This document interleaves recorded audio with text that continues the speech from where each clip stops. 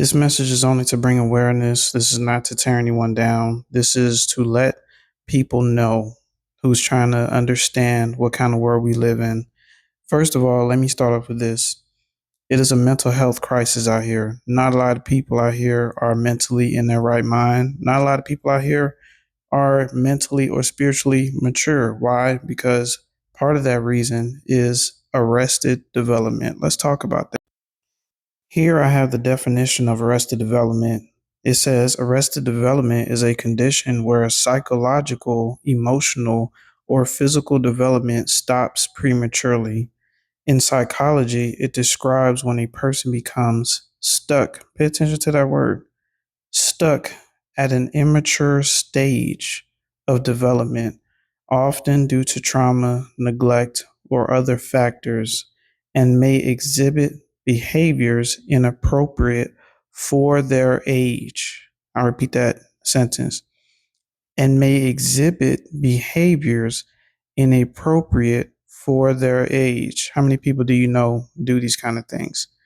In medicine, it can refer to the premature cessation of physical growth. So, as we read before, there are other causes for arrested development besides trauma, right? And neglect, right? The Bible talks about other causes of arrested development. Basically, it could be pride, ego, and this is what these bullet points tie into.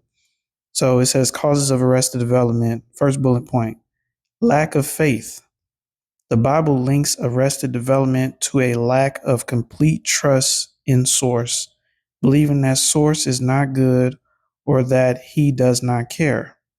And this is by their own choice. Another one, self reliance.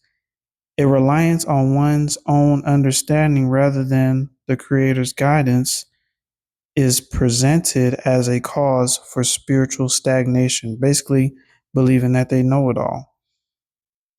The third bullet point, a victim mentality, another cause of arrested development that the Bible talks about, a mindset of seeing oneself as a victim and being unable to overcome obstacles leads to being stagnated, dormant, cease developing in life, with blame shifted to others. And here comes the last bullet point, refusal of correction. Oh, here we go.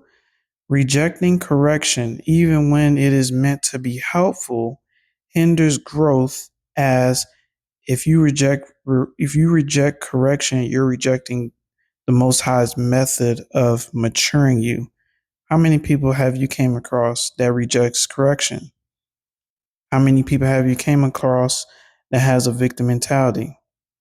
Okay, this is other causes of arrested development besides trauma and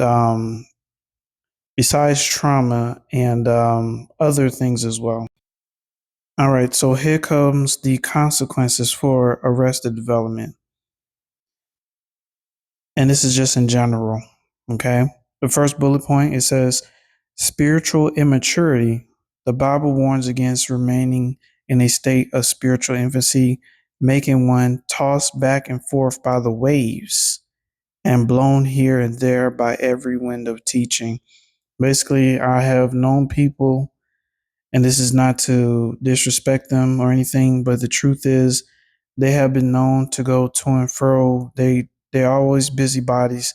They're never sitting still. They're always blown over here, blown over there, meeting new people, getting into this, getting into that, you know. Another bullet point says lack of fulfillment. The Bible suggests that spiritual growth leads to a sense of fulfillment that is not otherwise attainable. Basically, they're not fulfilled no matter what they do in life, no matter what they achieve, they're not fulfilled. The eternal consequences, the third bullet point. The Bible contrasts the consequences of failing in the faith with worldly threats, noting that the consequences of arrested development are eternal. Arrested development is why people have disrespected you and came against you because of your own maturity, right? They have things that they have to work on internally, and they don't have to be stuck. But when you dealing with the matters of pride, the Leviathan spirit, I know it all, victim mentality, you can't combat that with physical or intelligent. That's a spiritual matter because these people are not just physically immature, they're spiritually immature. Always remember that when you're dealing with a hater or somebody who's trying to mess with you in any kind of way because they see that, you're mature, you're doing your own thing, you're sophisticated, you have learned the lessons that you need to learn, you're wise. While they, on the other hand, they find the reasons to do stuff and then play victim, provoke people and play victim. They like to poke the bear, right? So always remember, it's a mental health crisis, and there's people out here that are going through arrested development. That's what you're dealing with out here.